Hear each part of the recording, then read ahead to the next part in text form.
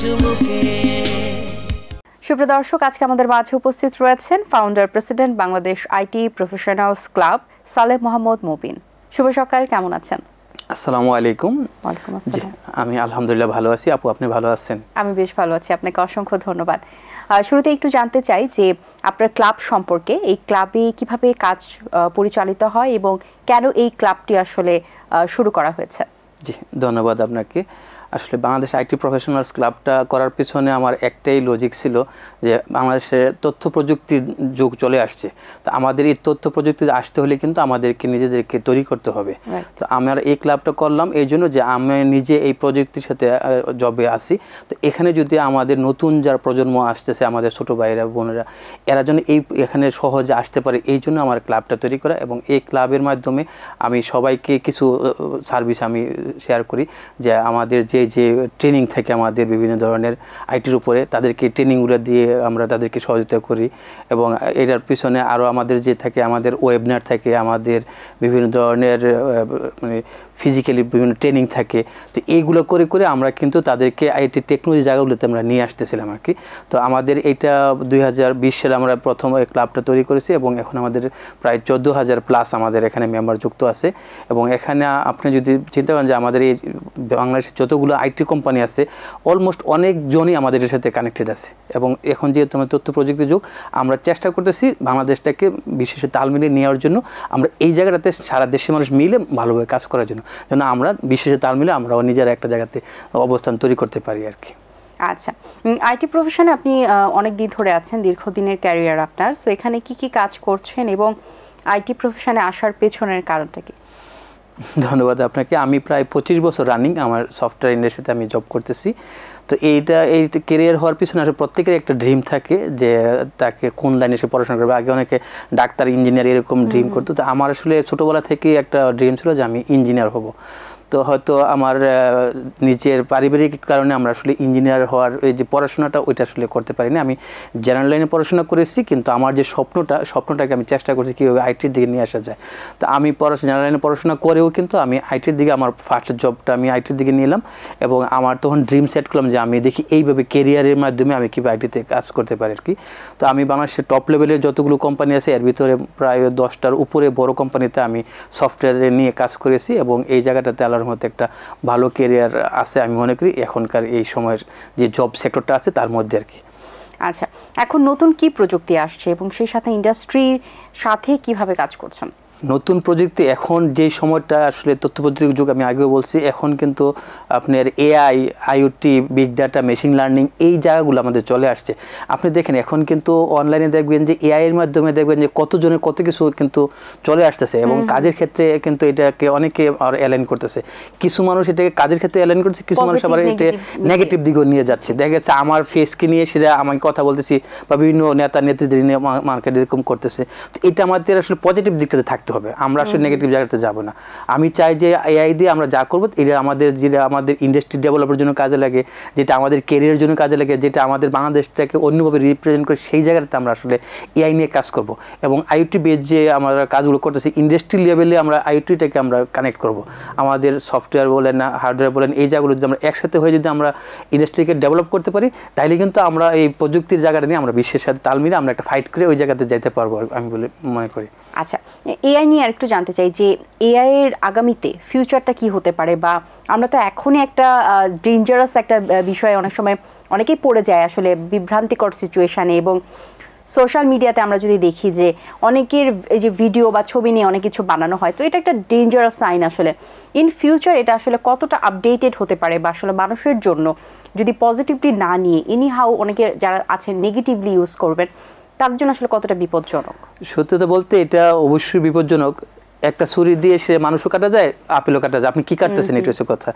এআইটা কিন্তু আসলে আমরা বের করেছিলাম একটা ভালো কাজের জন্য মূলত। এটা আমাদের বিভিন্ন জায়গায় আমাদের টেকনোলজির যে আপগ্রেডেশন আছে এই জায়গাগুলোকে আমরা কিভাবে এটাকে করতে পারি, আগায় নিতে পারি, সেই কাজটা সহজ করার জন্য চ্যাট জিপিটি বলেন বা আমরা কিন্তু এটাকে যদি আমরা ভালো কাজে লাগাই, একটা বলাররা বল করে, এটার একটা গতি থাকে, এই গতিটাকে যদি আমরা প্রপারবার সুইং করে যদি আমরা পাঠাতে পারি তাহলে কিন্তু বাউন্ডারি চলে যায়। যদি আমরা এটাকে না করতে পারি তাহলে কিন্তু আমরা কোথায় ক্যাচে পড়ে হয়ে যায়।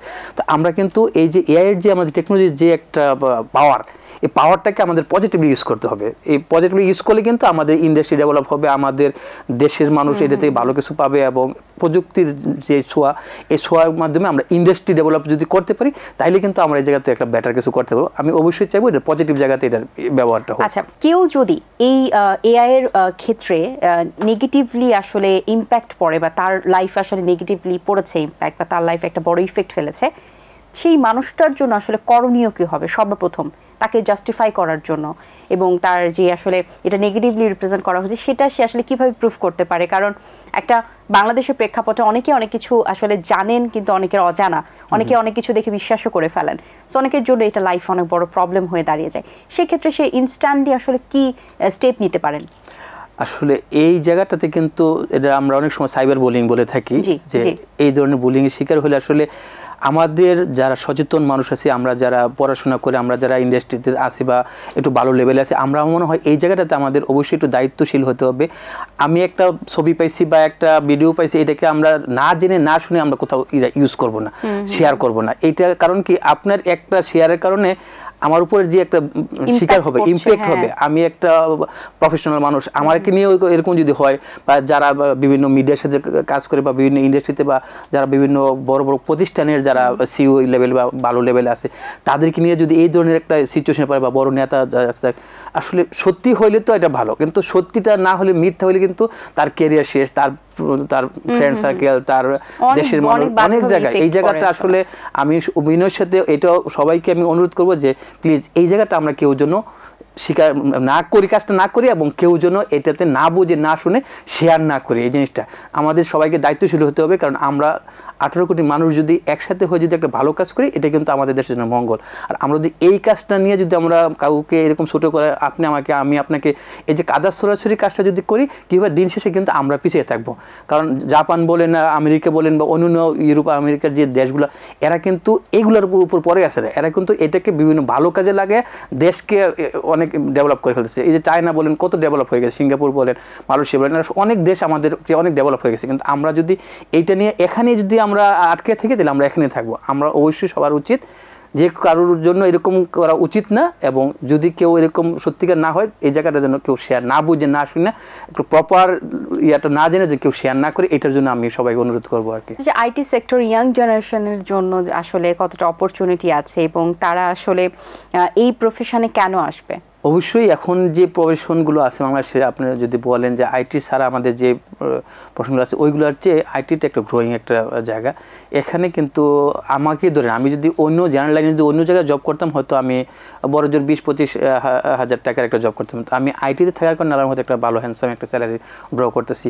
তো আমাদের এখন তথ্য প্রযুক্তির যুগ, আমাদের টেকনোলজির যুগ, আমাদের এখন কিন্তু এই জায়গাটাতে পড়াশোনা করে বিভিন্ন ট্রেনিং নিয়ে আমাদের এই জায়গাটাতে আসলে সুবিধা কি, যে আমরা যদি আপনি অ্যাকাউন্টসে চাকরি করেন, আপনাকে কিন্তু সফটওয়্যার ইউজ করা লাগতেছে। আপনি যদি সেলসে কাজ করেন, আপনাকে সফটওয়্যার ইউজ করা লাগতেছে। আপনি যে কোনো এখন সব ক্ষেত্রে কিন্তু যে কোনো জায়গাতে আপনি জব করেন, আপনাকে অ্যাটলিস্ট একটা মোবাইল আপনি চালাতে হইতেছে, স্মার্টফোন, অথবা আপনি একটা কম্পিউটার বা একটা ল্যাপটপ আপনাকে চালাতে হচ্ছে। আপনাকে কিন্তু এই তথ্য প্রযুক্তি বাইরে যাওয়ার সুযোগ নেই।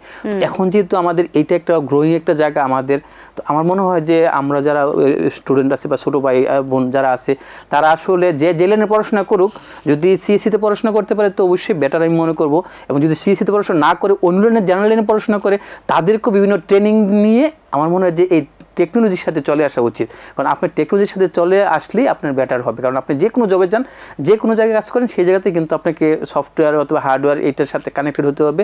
আইওটি বলেন বা বলেন, এই মেশিন লার্নিং, এইগুলোর সাথে কিন্তু আপনাকে কানেক্টেড হতে হবে। অথবা আপনি টেকনোলজির সাথে থাকেন এবং দুনিয়ার এখন যে আপগ্রেডেশন হচ্ছে এর সাথে থাকেন, আমার এটা আপনাদের জন্য একটা বেটার হবে, নতুনদের জন্য আর কি। আচ্ছা, এবং আরেকটি বিষয় যে এই সেক্টরে আসলে প্রসারের জন্য কি কি উদ্যোগ এখনই নেওয়া প্রয়োজন? আমাদের ইয়ং জেনারেশনের কিন্তু আমাদের অবশ্যই এই জায়গাটাতে ভালো কিছু বড় ভূমিকা আছে আর কি। আমরা যারা একটা সময় কিন্তু আমাদের যে লেভেলটা ছিল, এখন মানে জেনারেশন জেড আমরা যেটা বলতেছি, জেনজি জেনারেশন, এরপরে জেনারেশন আলফা আসবে।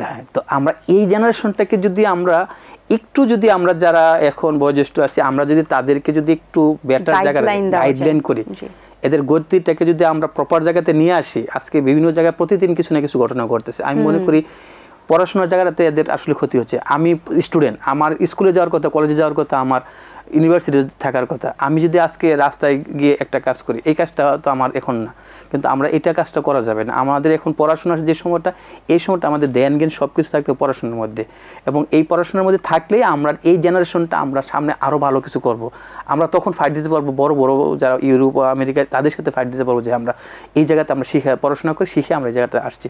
তো আমার মনে হয় যে এই জেনারেশনগুলোকে আমরা, যারা একটু বুঝের আছে, যারা বিভিন্ন জায়গায় ভালো প্রফেশনে ভালো পজিশনে আছে, তাদের উচিত এই জেনারেশনটাকে একটু প্রপার গাইডলাইন করা, যেন এরা যেন তোমার গতিটাকে তুমি বাইরে দিকে না, তুমি এদিকে রাখো। পড়াশোনা না করে কোনো জায়গায় কোনো কিছু করা যাবে না, যত যে যাই বলুন না কেন।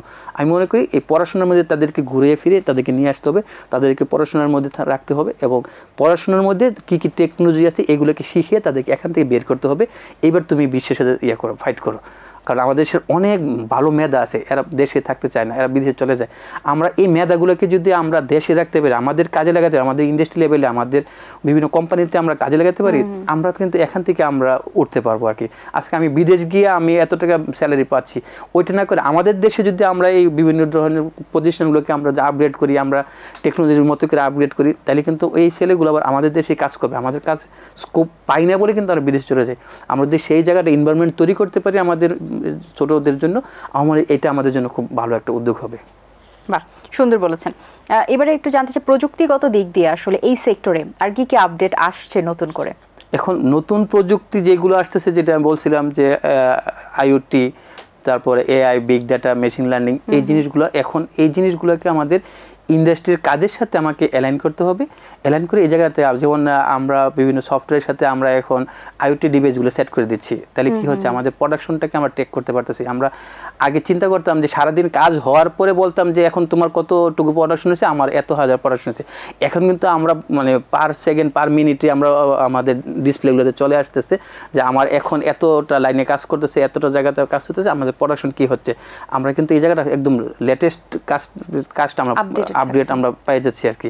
তো আমাদের ম্যানেজমেন্টের জন্য সুবিধা হয়, বিশেষ করে গার্মেন্টসের এই জায়গাটা আমাদের খুব ভালো একটা জায়গাতে আমরা চলে আসতেছি, এবং মেশিনের সাথে আমাদের ওয়ার্কারের সাথে যখন আমরা এক করে দিচ্ছি, আমরা টেপ থেকে আমরা কাজ করে করে আমার এখানে এন্ট্রি দিচ্ছে, এবং এটা কিন্তু তাদের ম্যানেজমেন্ট বুঝতে পারছে যে তার টেবিলে বসে বুঝতে পারছে তার ওয়ার্কাররা আজকে কত পার্সেন্ট কাজ করছে, কতটুকু কাজ করছে যে জায়গাগুলো।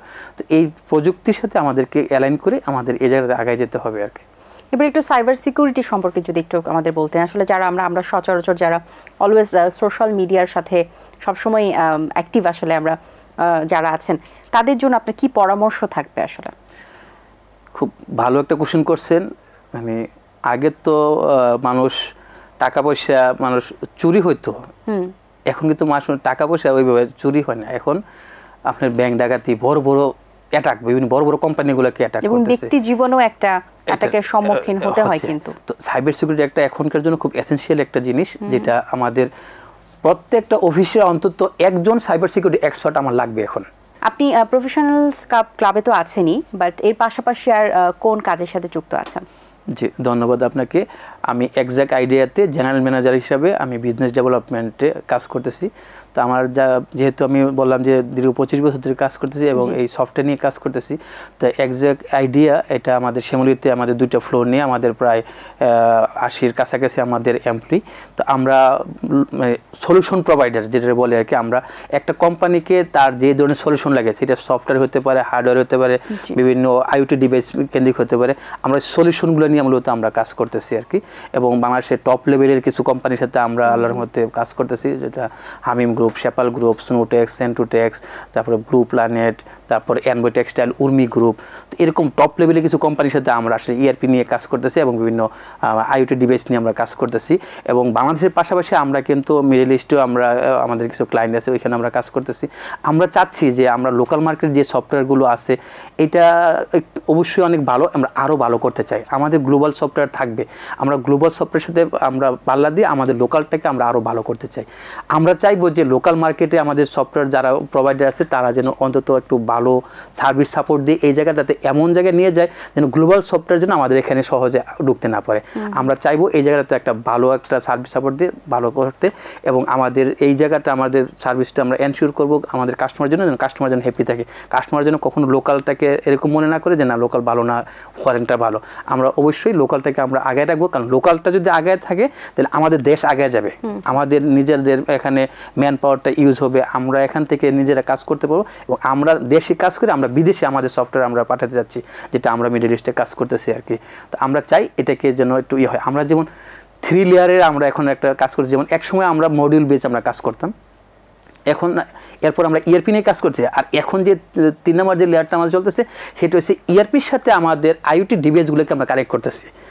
এইটা এখনকার জন্য খুবই লেটেস্ট একটা টেকনোলজি। আমরা ওরাকল অ্যাপেক্সে আমাদের এটা সফটওয়্যারটা করা, এবং ওরাকল ডাটাবেজে আমাদের এটা মূলত ডাটাবেজ, এটা যেটা মোটামুটি রিনাউন্ড, এবং এখনকার লেটেস্ট যে টেকনোলজি, এই লেটেস্ট টেকনোলজির সাথে আমরা এই সফটওয়্যারটাকে আমরা করতেছি এই আমাদের ফ্রন্ট-এন্ড এবং ব্যাক-এন্ড দিয়ে আর কি।